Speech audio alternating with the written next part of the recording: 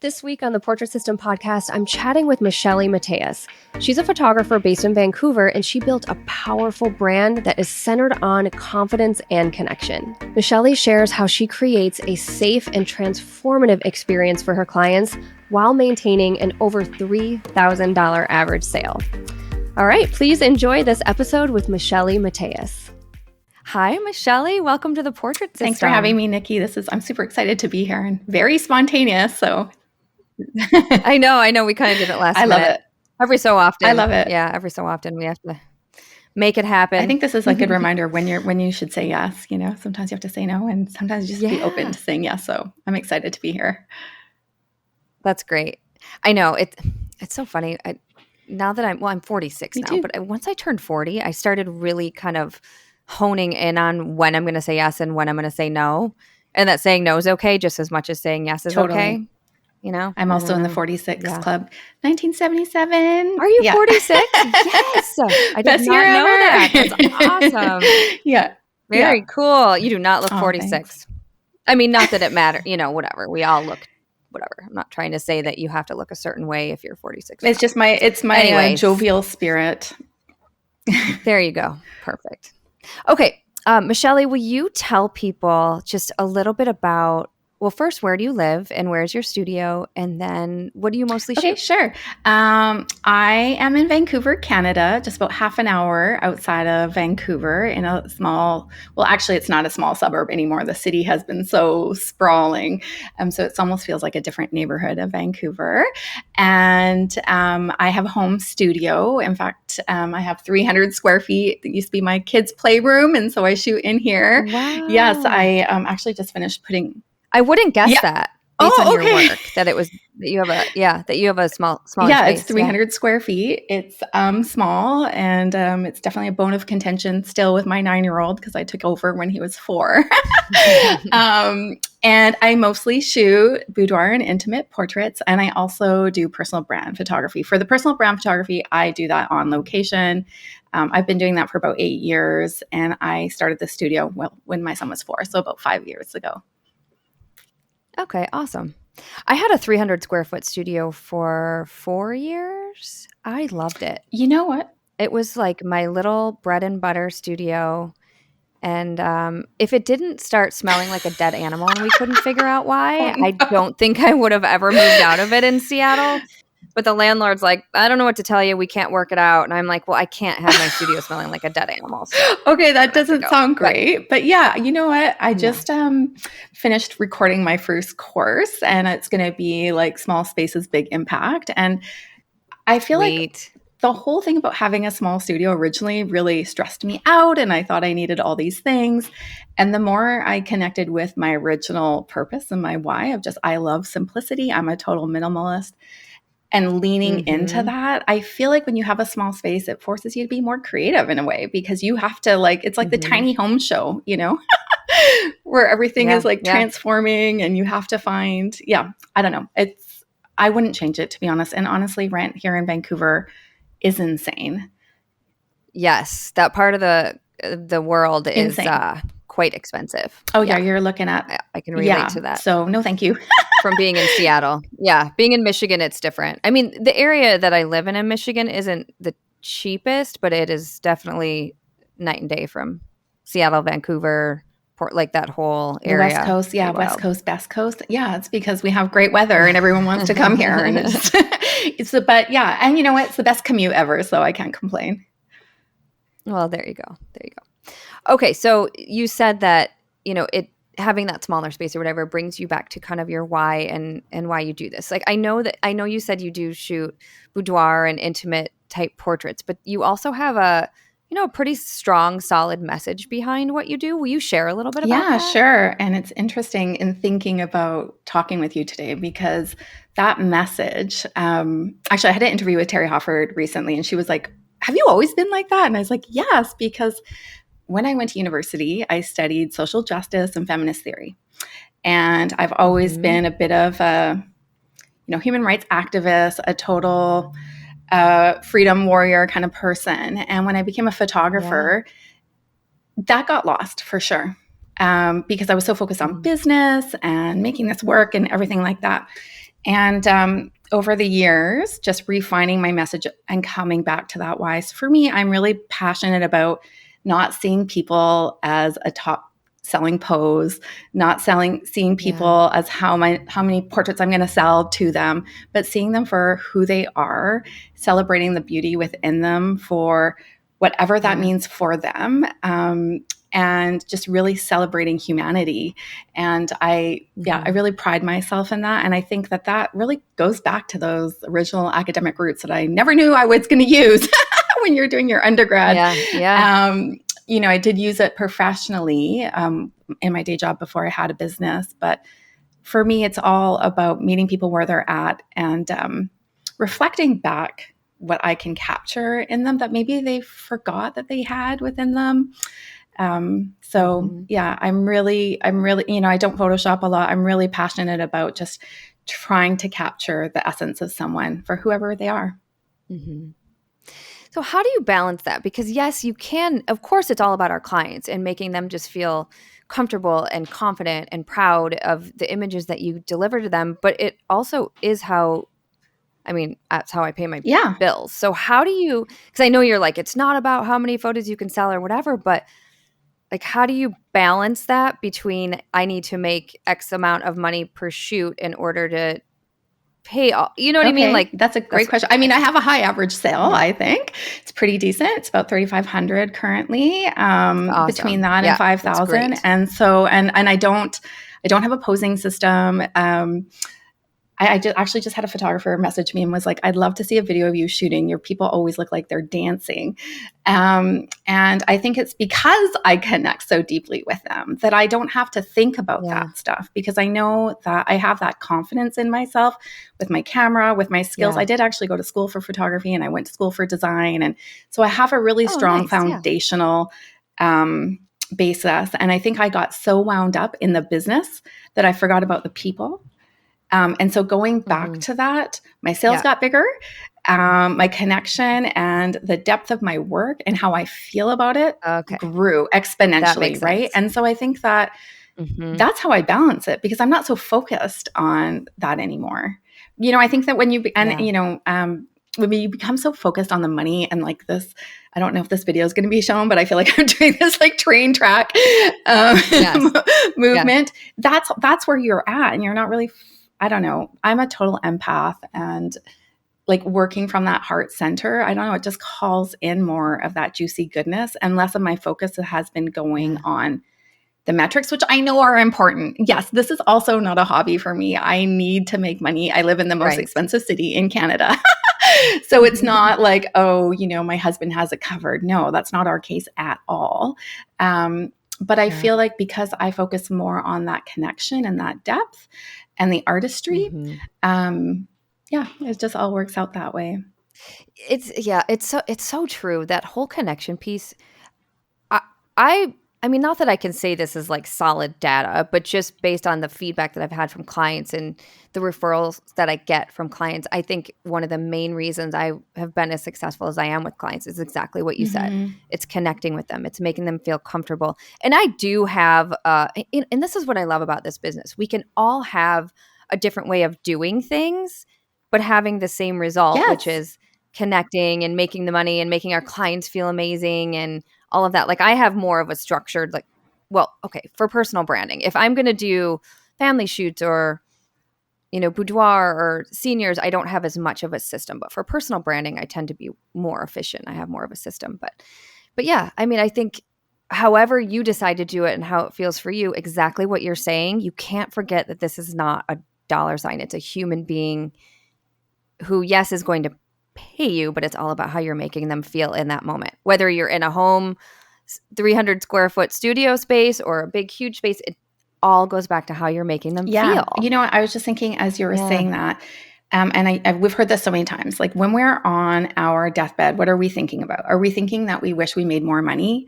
No, we're thinking that we wished that we had more time with those that we love. So if we apply that to our business, if we apply this mindset of like not just thinking of wanting more money, but how can we connect and serve, not sell, right? You've heard that many times, I'm sure. I feel like that's where the shift starts to happen. And I shoot personal branding too. And I don't know if it's because I'm just neurotypical or what, but I find it very hard to have like just a set system. I feel so strangled by that. I do have things in place like questionnaires and all of that good stuff. But when I'm in the zone with that person, I'll tell you, I just did a photo shoot recently and she showed up. I photographed her in December. She came back already in June. And nice. She was like, awesome. She got to my door. She's like, I'm having the worst day ever. I was like, challenge accepted. Challenge accepted. And we had an amazing time. I did her reveal yesterday, amazing sale. And she was like, I needed that so much that day. So I could have like taken on her energy and been like, oh, she's having a worse day and been really stressed. Or I could have just seen her like with empathy and been like, she probably really needs a really lovely, special day today, and met her energy where it was at. And I think that's our job. Yeah. Will you take us through kind of what your shooting process is and, start to finish? For sure. I'm a little bit woo-woo. So I love it. Love woo-woo. And as you noted on my website, I try and be really clear about my message. And for me, that's also about attracting the right people. And I'm okay to repel people too. Mm-hmm. Right away, of course, I do like the discovery call. I actually have someone that helps me with those. I'm just too busy to do them. Nice. Yep. And just yesterday, I rewrote my script because I had this script that was feeling, I don't know, a bit stuffy. And I just rewrote it to come from a totally different angle. And I've been doing this embodiment coaching program. And so bringing more of that language into our initial call. So I'm really excited to see how that goes. And then, of course, once they start, I have a creative consultation. Some people call that the wardrobe consultation. So I do that. And I also have like a questionnaire, things like that. Really quickly for people who are like discovery call, like I know a lot, in my networking group, the first time I went to a networking group, that's when I learned what a discovery call was. Because someone's like, oh, I'd like to book a discovery call. And I'm like, what's a discovery call? Yes. So maybe just really quickly, what does that look like? So we jump on a call with whoever is interested in working with me. And then excuse me. And then we like to get to know them a bit more because here's the thing. My studio is in my home. So I'm not high volume studio. I don't do mini sessions. It's been advised to me many times by different coaches and things. And it's just not in alignment with me because it is in my home. So I want to make sure that I'm going to like this person as much as they're going to like me. I think that we forget that we're allowed to interview the client just as, right? Yeah, we should interview them too. So during that discovery call, we have some questions at the beginning, and I won't lie, depending on how they start to answer those, I sometimes, when I do them, I'm like, okay, this person might not be my person. And so, but then I start asking a few more questions that I have is like, the B-roll questions to tease out a little bit more. And then of course we get into like the pricing. I want to be fully transparent, pricing process, that kind of stuff. And then if they're ready to book, we'll book them right there on the phone and get them on my calendar. I don't have any pressure, saley kind of stuff. If they don't want to book, that's cool. We follow up with an email. I have a lot of templated emails that I used. I have so many. And so I don't have them automated. Makes life so much easier. I know. Yeah. So I used Dubsado. They're not automated because I do like to add a little something that they maybe said during that call. And then we follow up with them. So that's how I do my discovery calls. And one of the questions I've just added to that call is like, how do you want to feel when you see your portraits? How do you want to feel in your body? Because of the kind of work I do and the kind of clients I try and call in, for me, it's not just about what do you want to see? But how do you want to feel? So for me, I'm really trying to set that tone. Like you asked me, how do I find that balance? I think it starts right from that call of like, how am I talking to them? What are the words that we are using to make sure that we're both a good fit? Yeah, it seems like I can just tell you make people feel really comfortable from the start. And, boudoir can be, any photo shoot can be a vulnerable, feel vulnerable. Like most people don't really enjoy being photographed, but there's a different level when you're showing your body, a different level of comfortability that people have to have with you. And yeah, it just seems like you're really great at thanks. Getting that from the start. Yeah. Yeah. Awesome. So I think that, but language is so important. Again, it's back to how we're communicating with people. So, my background is in communications. They talk about beauty school dropout. Well, I'm a master's school dropout. I was doing my master's in communications. So language is super important. Choosing your words is super important. And I think it starts from our website to that call. And again, not just seeing people as a number. And I know that probably works for a lot of people. It probably works better than it works for me. I only take 4 shoots a month anyway. But for me, I think being really intentional about how I connect with people has become more and more important the deeper I get into this business. It's true. Okay, so you do the discovery call. Once they're booked in, are they paying a session fee then and there to book the shoot? And then what so they pay the session fee, and then on that same call, we set them up right away with a creative consultation. So there's no back and forth with email or anything like that, hopefully. I mean, sometimes they don't know their schedule, but we try and get it all locked in. Then I do that creative consultation over Zoom.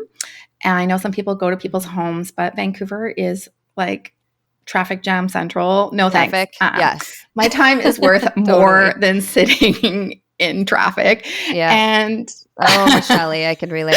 And it does not make me feel good in my body to be sat there all the time. Yeah. I also have a child who has very high needs. And so I spend a lot of my time driving around like to different doctor's appointments and things for him. So I just don't want to do that. I also think that a lot of my clients are busy. So I think people appreciate doing it on Zoom. I've only ever done it that way. Agreed. I don't think it's changed my business. Like I tried it a few times going to people's homes, and quite honestly, I felt like that took more time because we got more chatty. They offer you a cup of coffee, and I'm not good at being like, well, I gotta go. Whereas at home, it's easier. So, I send them a questionnaire beforehand. If they don't fill it out, it's fine. I tell them like, it's fine. Don't sweat it. I don't want this to feel like homework. Because I am trained in trauma, like through the program that I'm in, I do ask them things like that on the questionnaire. So again, the kinds of things, not that they have to tell me, but is there anything I need to be aware of? Do you have any triggers that I need to be aware of?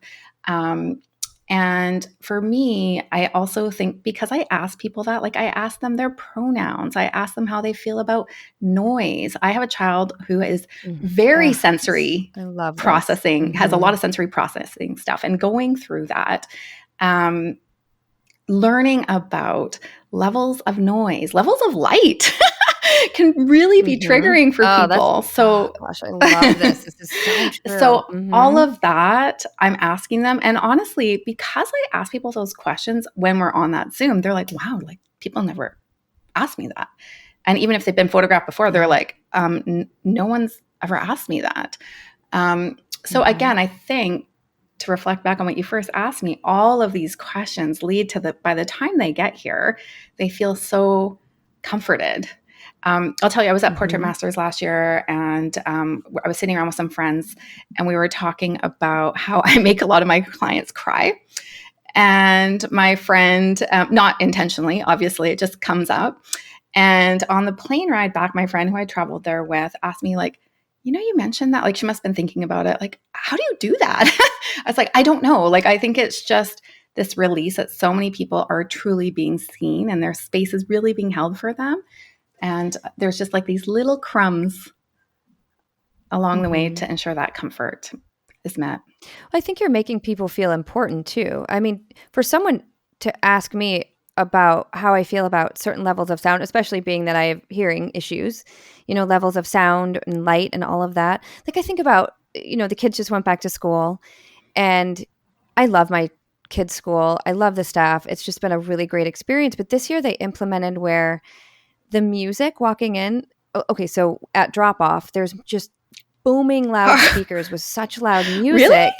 And it's playing kids' music. It's expected to, I think the intention was to like, yeah, we're back to school. Like, let's get hyped. And I was like, no, but so many, and I just kept thinking about, and I'm not trying to bash my kids' school because truly it really is an amazing school. But like our kids who have sensory issues, especially with sound, I just kept thinking, give them the earmuffs. Like, this is going to set them off, Anyway, so, but my point is that it sounds like you're making people feel listened to, heard, their needs are important.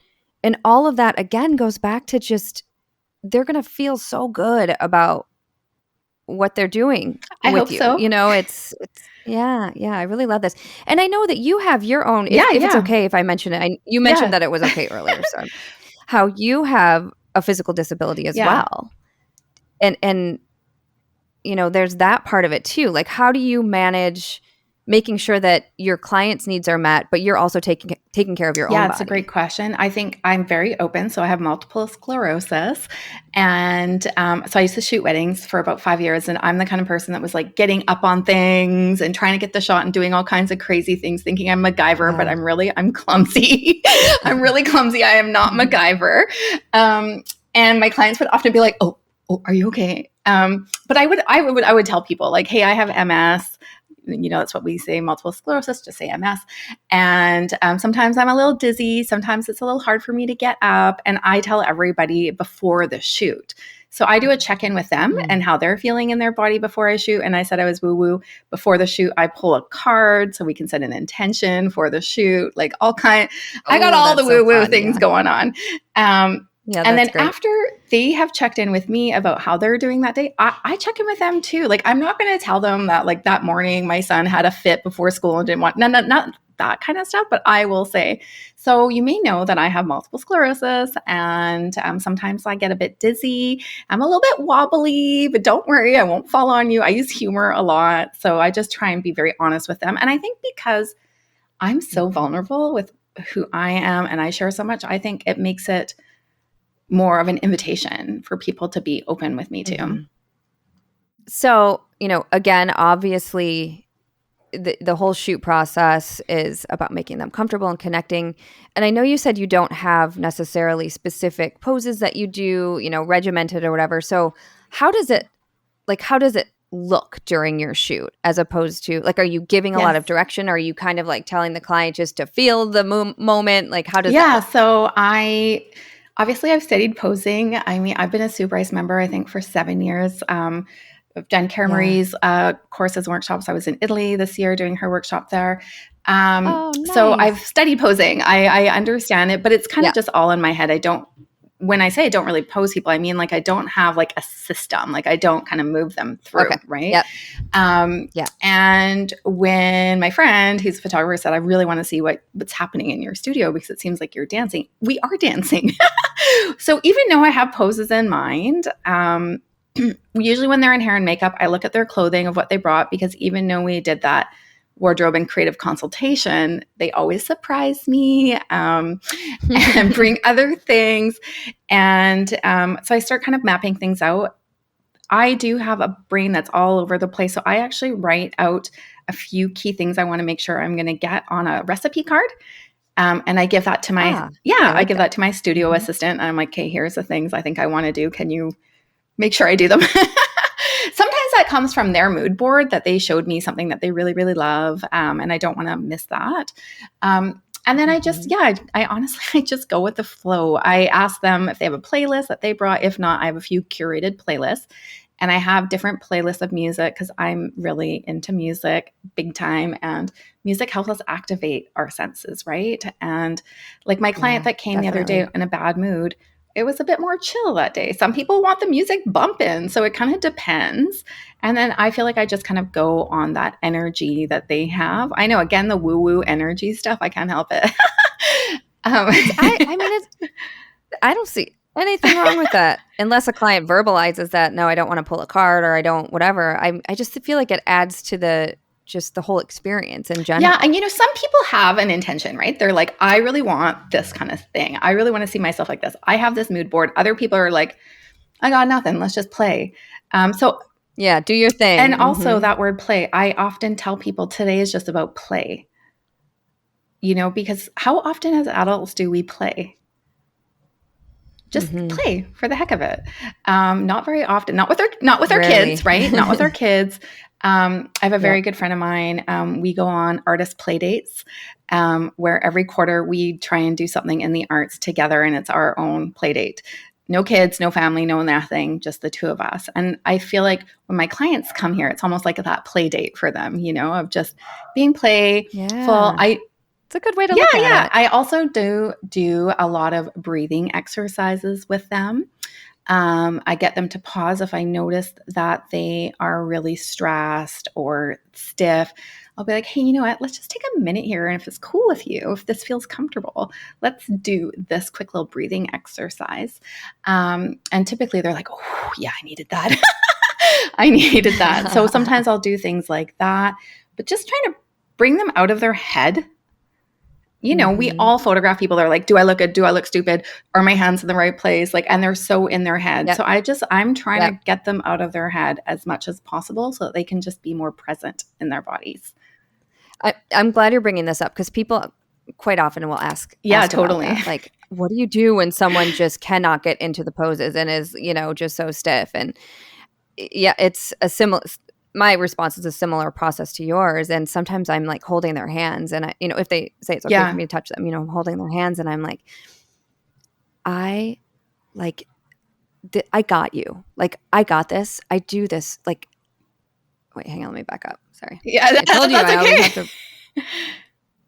No, but you know, I'll take their hands and I got this. Like, I see something different than what you see. And like, if you just like, let me do my thing, as long as you're comfortable, like, this is going to be great. Like, just trust me, you know? And they're like, okay. Well, you know, it's like, they just need to be comforted. But you know what, Nikki, I also think that we freeze in the moment when our clients freeze, because sometimes they're reflecting back at us.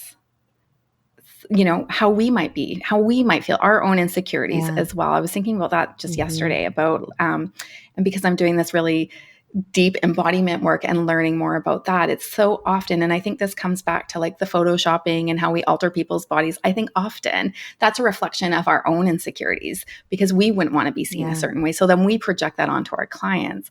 And so sometimes I think when we freeze, and I froze too, but I feel like the more you become comfortable in yourself and your body and more free in yourself and do that inner work, you'll be able to guide people and pose people and not be so in your own head, you know, like, and just be a bit more free spirited through it all. Yeah, definitely. Oh, this is such good stuff.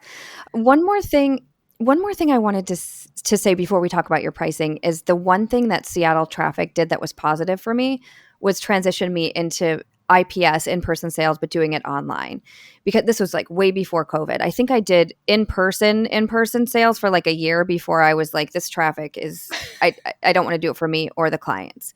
So I know you do the in-person sales online, which is just, some people feel differently about it. Some people are showing so many, you know, prints and they have to do it online or in person as opposed to online. But I personally love doing it online. It sounds like you do as well. So just maybe you can take us through one year pricing and then what the process looks like for so you. I actually have I let them choose what they want. So I would say about half of my sales sessions, so I do IPS as well, are on Zoom because a lot of my clients aren't local to me.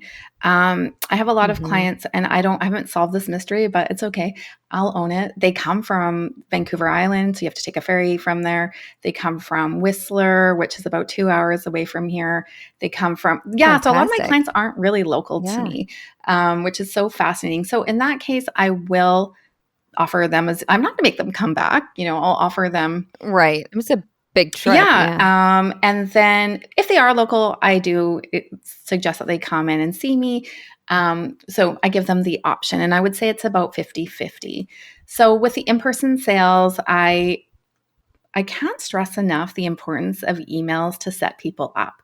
So I have lots of email communication, and just recently went through again and added a few more emails. Like I have 38 emails that clients get between the time that they sign up with me and the time that, a year later, because I also have a year follow-up email that I send, a 6-month follow-up and a year follow-up. So I have a lot of emails. Remember I said I love communication. So over communicate a little bit. So hopefully by the time they get here, they have a clear idea of how things are going to go. They get here, I offer them something, same kind of thing. Like I'm not just like, let's just jump to it, you know, show me the money. Like I'm not quite like that. We go through the photos. There's often big emotions. That's often when they cry, you know, this release to see themselves. And then we go through, I'll ask them like, so what were you thinking that you would like? Now, I guess I should rewind and say I do offer prepayment as well as an option, and they can prepay. And so sometimes they'll prepay for often actually my smallest collection because they're not sure, right? They're like, I don't know if I'm going to like these. And then they'll upgrade almost always. Then they do. Yeah. So usually if they've prepaid, it's a little bit different because I'll say, okay, great. Like we know you're going to love 8 of these because that's what you've prepaid for. So I do follow like Sue's pricing, like the 8, the 16, 25, 35. I have 4 collections. And yeah, then I walk them through that. And then we'll do like one pass of the images. I usually show them around 80 images. Oh, wow. Yeah. Well, I shoot, like I love black and white, but I also show them in color. And I would say that, and there are some color photos on my website. And I would say people choose about half and half. Some people love my black and white and some people love color. I have a lot of clients with a lot of tattoos. I have like, the colorful hair, and it's part of their personality. So even though I like black and white, I do offer it to them.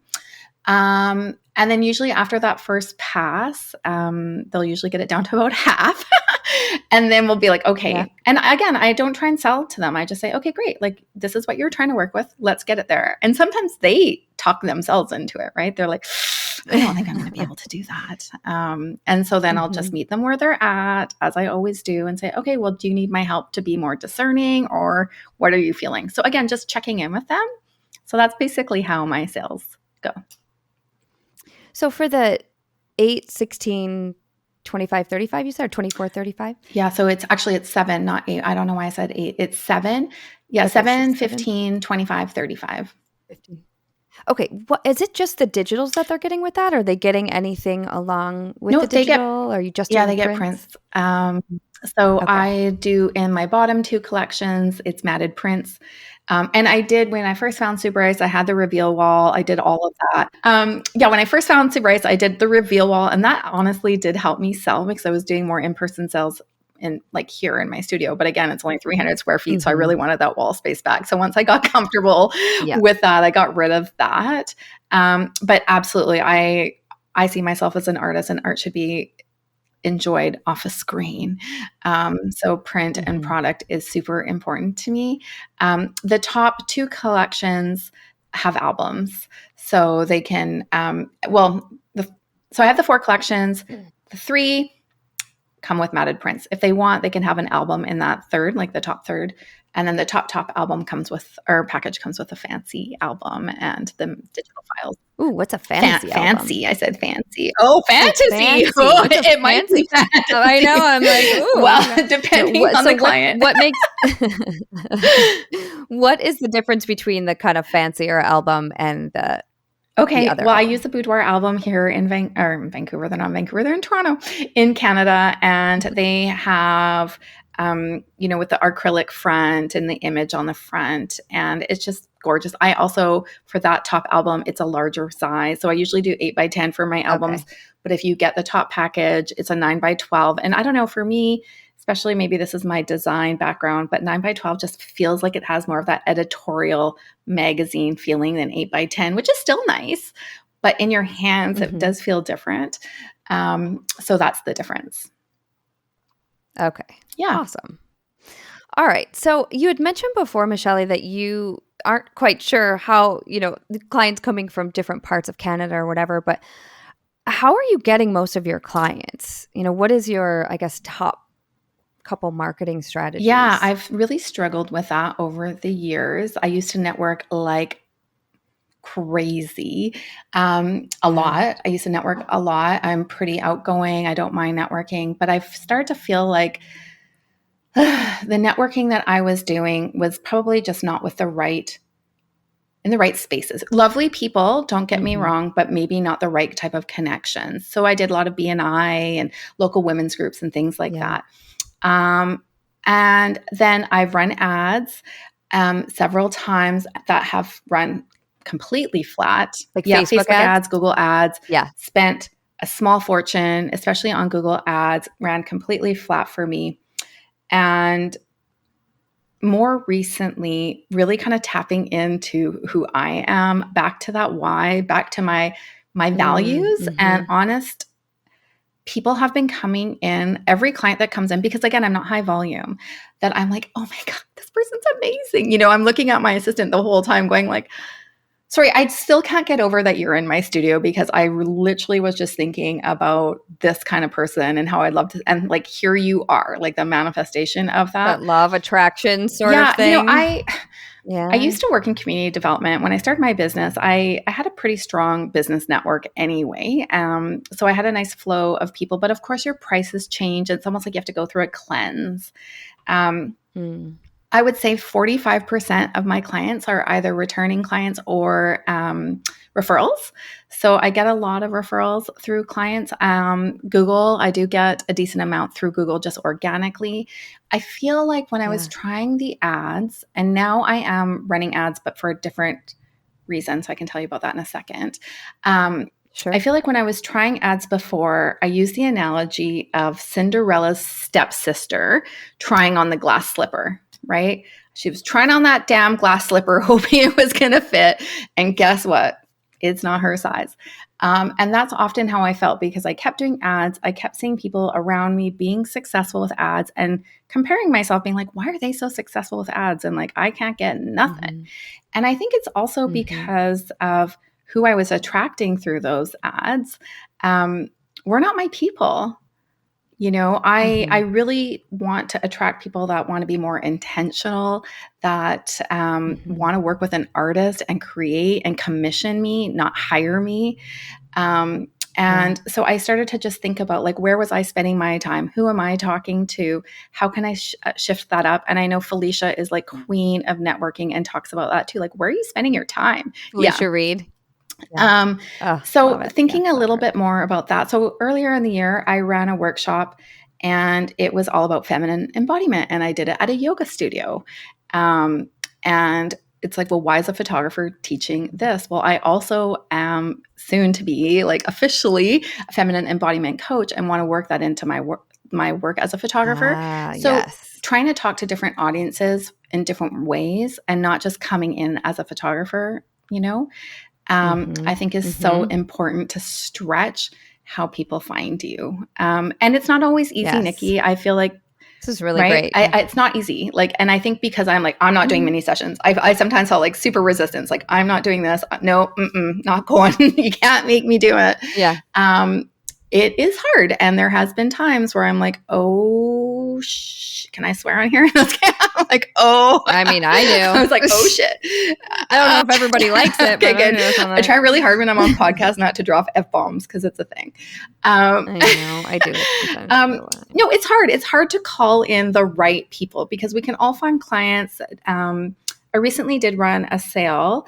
And I just found that the people that were coming to me through that sale were just like not the right fit. They just wanted something cheap. And I'm like, this doesn't align with me. I don't want to have to run campaigns and sales. And I know that might seem like a big ego thing that I'm an artist and I want to stay true to that. But no, I don't think it's an ego thing. I think it's a what works for you thing and where you want to place your energy. Totally. I mean, some people love campaigns. It's not been it's not something I've done or really want to do, but some people are super successful with it. Yeah.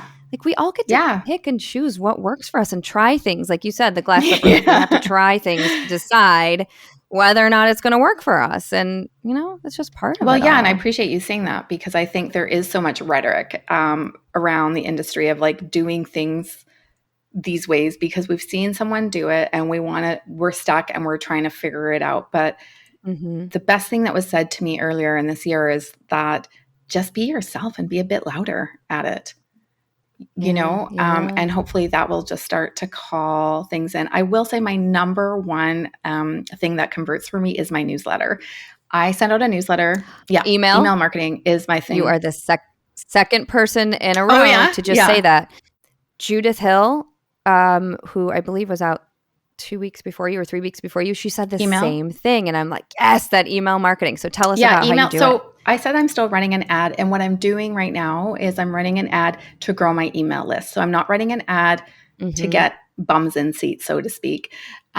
I'm running an ads to get people on my email list, and that's been going pretty well. Now, of course, that's a slow burning candle, right? It's not fireworks, right? It's a slow burning candle, and you have to have the patience and the long game. But I can tell you what I've noticed, and I think this is why my clients come in and they're just so amazing and so aligned, is because I've been developing that relationship with a lot of them through my email.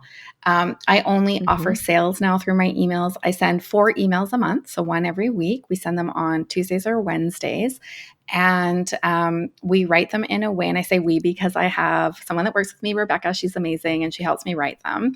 I give her the ideas, and she just zhuzhes it all up and puts it in Flowdesk, which is what I use. And we write it like a conversation. Like, I don't sell a lot through my 1 email a month out of the 4 is a sales email. The other 3 are just tips, not even about photography.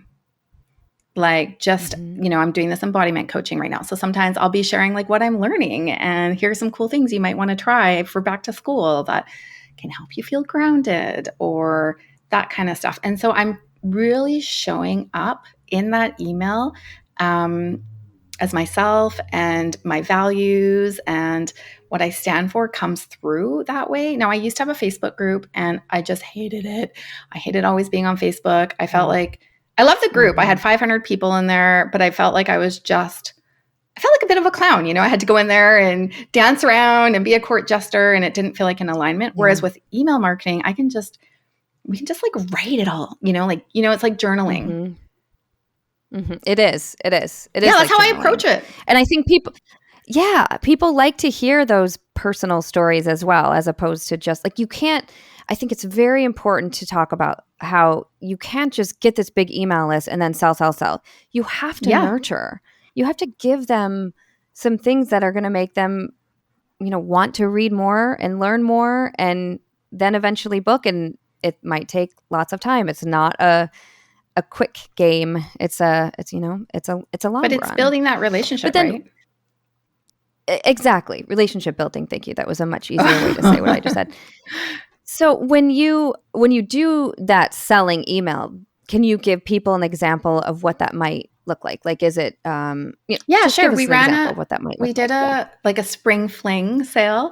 And we announced that in our email, and I got 4 bookings right away. Sweet. So I try not to do that often, because I don't want to be like one of those stores that trains people that you have sales on all the time. But hey, we have been in a recession. The cost of living here is insane. I don't mind throwing out a sale every now and then. And then even when I write about it, I'll often reflect on that, and just being like, hey, everybody's feeling a bit heavy. So come on into the studio and let's change that for you. So again, even when I run a sale, it's not like, buy now, come, start the car, fire sale kind of thing. I try and do it again with some intention. And I feel like because you're warming people up, again, it's the long game. It's not always like that, but I do feel like we get pretty good traction because people may have joined the newsletter. I will also say that a lot of my people on my newsletter respond to me. So if you're writing newsletters, I highly encourage you to ask people questions. And I won't even lie, people respond to me all the time. I get emails that say, I so needed that today. Thank you. I get emails that were like, oh my gosh, I never even thought about that like that. Thank you. I get emails that are like, okay, celebrating that with you. That's amazing. Like it's pretty impressive how much correspondence I get through my newsletter. It's not, obviously I have, I think 700 people on my newsletter. I don't want 700 emails responding, but I do get a nice amount, and it makes you feel good. You're like, wow, people are actually reading this stuff. Yeah. They're reading it. So. Yeah. And that said, I don't want people to think that every single person is going to open your email. I think it's like if you get like more than a 25% open rate, like you're doing good or something like that. Yeah, so I think the average is around 25 to 30. Our open rate, I was just looking last week, is around 63%. So that's pretty amazing. High. That's big. Like that's high. Yeah, it's very high. And then of course you put like some links in there. Like we will link to blog posts and things like that. We will link to things on my website, but we're not always like, buy. we don't get a lot of Yeah. people clicking the links, like moving through, but we do have a pretty high open rate. So that's exciting. And I do think it's because we approach it through a conversational lens versus a selling lens. Yeah. Yeah. Awesome. Very cool. This has been really great. I have one more question before I get to the end. How are you lighting? Like, are you using natural? Because I see a lot of natural light behind you. If you're listening to this, just so you know, we are doing video podcasts now. So I don't know if I've mentioned that yet. So. The last several have been video podcasts on YouTube. So, but I noticed a lot of natural light behind you. So I'm just curious. Well, you know what? When I designed this space, I didn't think that through. And so I have on the opposite side of this room is where my backdrops are set up. So I use like hand painted backdrops. And this year I got 2 Vlada backdrops and I love them so much. Nice. Yes. And there is a sliding glass door over there, but hello, you lived in Seattle. You will know that the weather here, while it's beautiful, West Coast, Best Coast, and all of that jazz is dark and gloomy a lot in the winter. Yeah. So this natural light that you're seeing today may not be here in October. So I actually use Profoto lights. I love lighting. I have 3 of them. And in a photo shoot, I typically use almost all 3 every time. For me, lighting is just different. It's like having different paintbrushes. I have lighting setups that I go to, but yeah, I love lighting very, very much. I have different modifiers that I use depending on what I want to do. And yeah, that's part of the play for me anyway. Yeah, very cool. Yeah, that's great. And it's nice to have for those gloomy days, whether it's constant light or strobe or whatever it is that people choose to use, having that is an absolute lifesaver on those days. If you're a natural light. Well, I can shoot natural light. With personal brand photography, when I go on location, I do bring 1 light and 1 umbrella. It's super easy to pack up. And, even when someone tells you that their office has amazing light, you get there. I'm sure we've all been there. You're like, yeah. Oh, that's yellow on the wall, on the walls or and you're like. So I always bring a reflector and I always bring 1 light, 1 stand and 1 umbrella. And it really depends on the client. So if the client I feel like is more open to allowing me to play, then I will. But I do schedule in once a quarter a creative shoot where I'll invite a friend or someone that I've worked with before just to play and create just for the sake of creation. I highly encourage people to do that because it still keeps you connected with that artistry. And that's when, that's when I really feel like I get to dive into the fun that is lighting. And like, people, don't be scared of lighting. I know it's a lot to learn. My tip, if you have a local college in your community, I feel like these local colleges are so easily forgotten about, but they often offer like a photography course and they have all the gear. Like, it's cheaper than renting. You can go, you can play. Yeah, you can go take you can go take a course for like $200, spend 6 weeks, have all the gear at your fingertips, and you'll start to really, then you don't have to buy all the things. And I don't know, that's what I did. And it really helped. Yeah, that's smart. Very smart. Awesome. Well, thank you. Thank you for sharing all of this. This has been really, really great. Yeah, thanks for having me. But I do have the questions I always ask at the end of the episode. And the first one is, what is something you can't live without when you're doing a photo shoot? Speaking of all the gear. What is something I can't live without? Well, this doesn't have to be gear because I'm going to ask you a gear. Well, my answer isn't gear, so thank goodness, because I do love gear. I didn't think it was going to be. I can't live without my studio assistant. Last summer, I had a very sweet young lady who asked me for a summer job. She was 18, and she was going off to school to do dance school in New York. So she was saving up money for that. And I was like, I don't know what I could get you to do, but yeah, sure. Do you want to assist at my shoots? I have a very small space. So I was trying to think of like, how am I going to fit another body in here? And I will tell you, by the end of the summer, Nikki, I was like, please don't go. Who needs dance school? Stay with me. Yeah. Who needs New York? Come on. Right? So when she left, I asked a friend of mine who is a stay-at-home mom that her kids goes to school with my son, and was like, hey, do you want to work for me? Would you be interested? And she was like, what would I do? Same kind of thing. I was like, just come to my shoots. I'll walk you through what I do. And it has been revolutionary for me because I have a small space, because things can get crowded if clients bring too much stuff, or I am moving things from one side to the next side, depending on how I'm shooting. honestly, it's just such a game changer. She helps me tidy up. So you asked me about my body and how I take care of my MS. That having a studio assistant, I can imagine. because after I can just have a cup of tea, I can just sit down. I have a little bit of a ritual that I do after a shoot to like just reclaim my own energy, and having that assistant help me through. Oh my gosh, game changer, worth every penny. Everyone needs one. I agree. And it can help me focus on the things that I really need to focus on, where if I'm missing that there's like a hair in the eye or on the lipstick or whatever, and she can jump in and just get that fixed or whatever. And, you know, it's everything from the physical part of it, of moving things and, you know, all of that, down to just making sure that if they have a necklace on, so many times I'm like, oh, it's crooked, you know, and then I have to find one where it's straight and replace, you know. So game changer. Everybody needs one. Yep. Okay, number 2 is, how do you spend your time when you're not working? Okay, so I love the arts, and I love to go to the art gallery here in Vancouver. I recently joined a pop choir. Oh, that's so much fun. We have this, cool.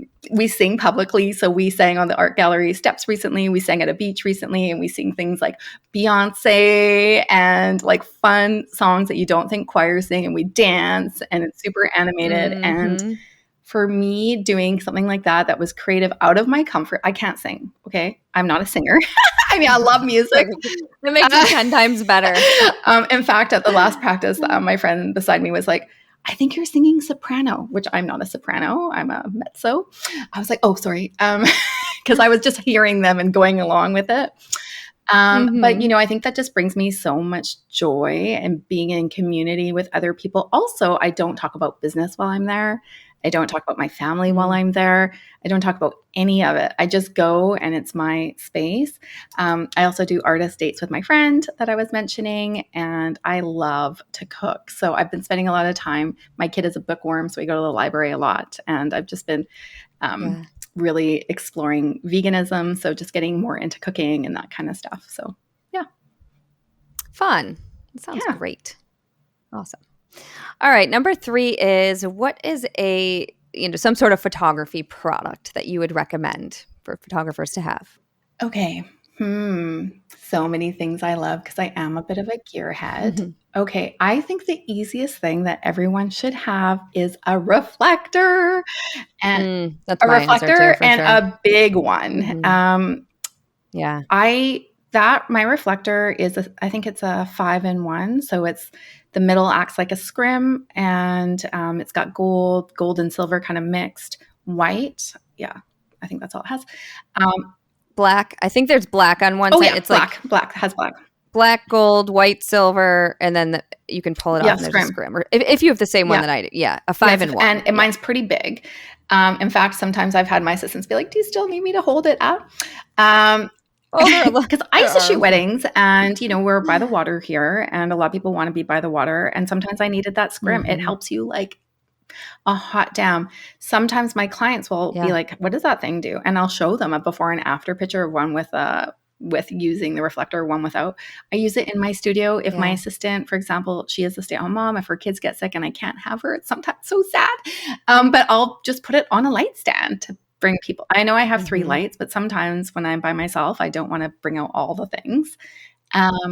Sure. Just, they're so cheap. They're like $75 or something. I don't know. Everybody needs one. I have 3. I keep one in the car, one in here, and then there's one probably lost somewhere else that I've left. But I just, cheapest thing, easiest thing, clamshell lighting. You don't need 2 lights. Use a reflector. There's so many things you can do with it. Yeah. Awesome. All right. Number 4 is, what would you tell people who are just starting out? Okay. What would I tell people who are just starting out? Price yourself sustainably. I did not. See what you're doing as a business. I did not. I was always really connected to the art. I went to art school. I was really connected to the artistry. And invest in a good business coach. You know, and know that every business coach will bring you different nuggets. I've had several. Right now I'm working with one that is not in our industry. And I've had great experiences from all of them, but I think that we are so scared to invest in ourselves and do that inner work. And I think getting a coach really does help guide you, because don't follow the masses either. Yeah. Do what works for you. That's, If people are going right, go left. Yeah. I'm a big encourager of that as well. Although, and you might tell me if you disagree or if I'm, but I feel like we don't have to recreate the wheel and all the things. Like you were like, okay, I use a certain pricing model, but then you make it your own and you find ways to, Yeah, you don't have to recreate the wheel, but you also don't have to feel like that's the gospel truth, right? Like there's only one way, which is why over the years I have had different business coaches, and some of them were not in alignment, even though I know they're at the top of their game in our industry and awesome. Yeah. But that didn't work for me. So I also want to say, if you're listening and you're thinking about having a coach, you get to interview them. Don't just hire them because they're at the top of their game. Right. It's the same as when you're finding someone to help you with mental health. Like you don't just have to go to the counselor because your friend went to them. Interview them, ask them questions, think about what your needs are before you invest not only in yourself, but in them too. Yeah. I think that goes for shooting as well. Being a judge for the Portrait Masters Award, sometimes I'll see a photo and I'll think, wow, that looks identical, down to the same, type of person with the same hair as someone I know who took that same photo. And I know, like, we want to take inspiration from people. We all do it. But make sure you're making that your own. It's like not only just like the services you provide in the business, but also with your work. So go to an art gallery. I think that's another thing. I think we are all looking at inspiration. I noticed this in weddings. I shot weddings for 5 years. It was the same thing. Everybody looks the same. The hair is blowing in the wind, especially here, West Coast, and you're like, okay, well, what else can you do? And you get stuck in a funk. And it's like, because all you're looking at, and it's not your fault. Like you're taking in information all the time that looks the same. So go and look at something that might be different, that might not even be photography. Look at like the legends that have passed. Go to the library and look at art books, because I think then you're going to start to see different ways of like chiaroscuro, like lighting and all this other kind of stuff that you're not seeing in the groups, or maybe you are, but you're still recreating, right? I don't know. I think that we have to get out of our comfort zone. Yeah. And that goes back to when you were saying doing a creative shoot once a month, just for fun, where there's no client pressure. There's no one telling you what to do. You're styling it. You're doing it. And it's just, All right. Where can people find you online, So Michele? I'm at Matyas Studios. I have a website. It is matyasstudios.com. And I have a second Instagram, which is Matyas Coaching, which I talk more about my embodiment work there. And I coach photographers, but I work in the embodiment piece, a lot of like self-reflection before we get to the other juicy stuff that everyone wants to dive into. I want people to pause. So you can go to Matyas Coaching to learn more about that. All right. Well, thank you Thanks again. for having me. Will I see you? Are you coming to this Portrait Masters No, this I'm year? not coming to Portrait Masters this year. I have a lot going on with my kiddo, and I just really wanted to be here. Family first. You know what? That is so important, and that was always an internal struggle. Not that I wanted to ditch them. I mean, yes, sometimes we want to ditch them. Yeah. But back to school is a heavy time, and last year I was really missed during that time. So this year it's all about him. I'll be thinking of everybody. I know it's the last one this way anyway. So well, we will be incorporating so much great Portrait Master stuff into WPPI. I just got privy to lots of good information there. It's going to be amazing. Okay, that's exciting to hear. Yes, I will miss seeing friends, and I hope that you will have a fantastic time. Yeah. Thank you, thanks for having me, Nikki. All right. Yeah, thank you. I'm sure I'll see you soon, maybe in March at WPPI. And thank you so much. Thank you so much for watching. If you enjoyed this episode, make sure to give it a thumbs up and subscribe so you don't miss what's coming next. Also, if you want more photography education, resources, and inspiration, head to theportraitsystem.com. Okay, we'll see you in the next one.